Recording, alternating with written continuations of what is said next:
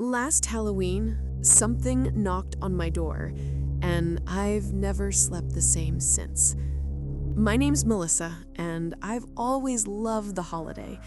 Every Halloween, my neighborhood turns into something out of a postcard. Pumpkin lights glowing on porches, fog spilling over lawns, and kids racing from house to house, their laughter echoing down the street. But last year, it ended differently. That night, I saw something I still can't explain.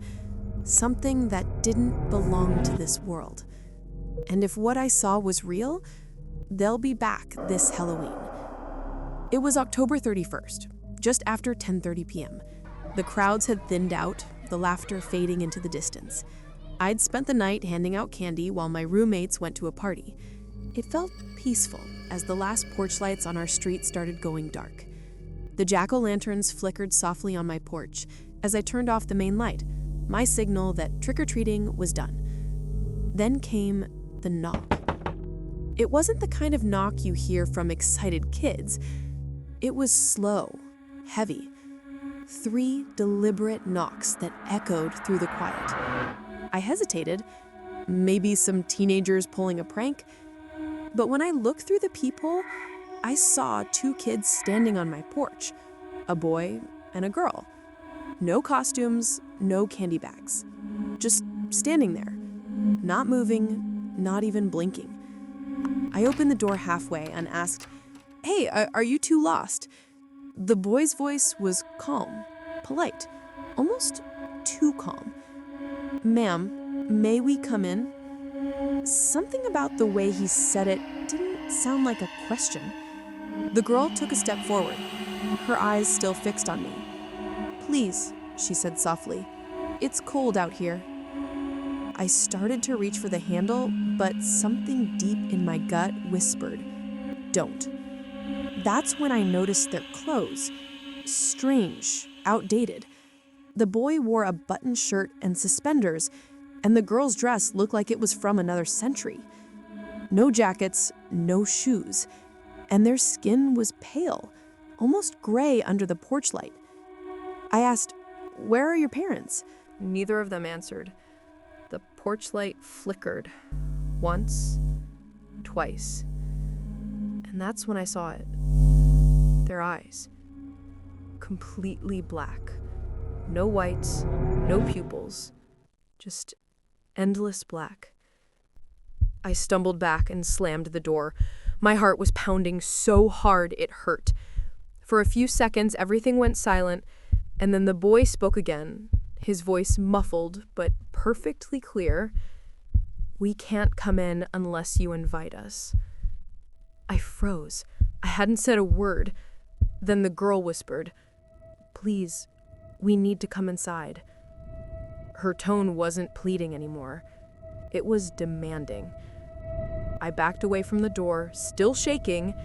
Maybe it was a prank, some weird Halloween joke. But how would kids make their eyes look like that? Contacts?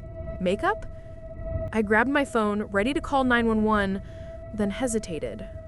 They were just kids. At least, that's what I told myself. Instead, I texted my roommate, "When are you coming back?" She replied almost instantly, probably within an hour.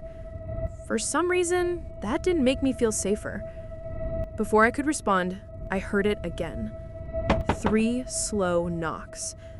But this time, they came from the back door. My stomach turned. I crept into the kitchen, every floorboard groaning under my feet. Through the glass, I saw them again. The same 2 children. Their faces were pressed against the window, breath fogging the glass. The girl was smiling, wide and wrong, and the boy lifted his hand and pointed straight at the lock. I grabbed my phone to call 911. This was serious now, but the screen froze and went completely black. Every light in the house began to flicker. The temperature dropped so fast, I could see my breath. The air turned still, like the house was holding its breath. And then I heard it, the girl's voice whispering behind me, clear as day. "You already invited us when you opened the door. I spun around, but no one was there. The lock was still on the door. There was no way they could have gotten inside. Then I smelled it, faint but unmistakable. Something burning. The jack-o'-lantern on the porch flared up, the flames stretching high, and then just as suddenly, it went out.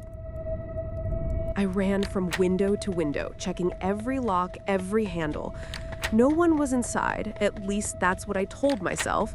My hands were trembling as I grabbed a kitchen knife, the only thing that made me feel remotely safe.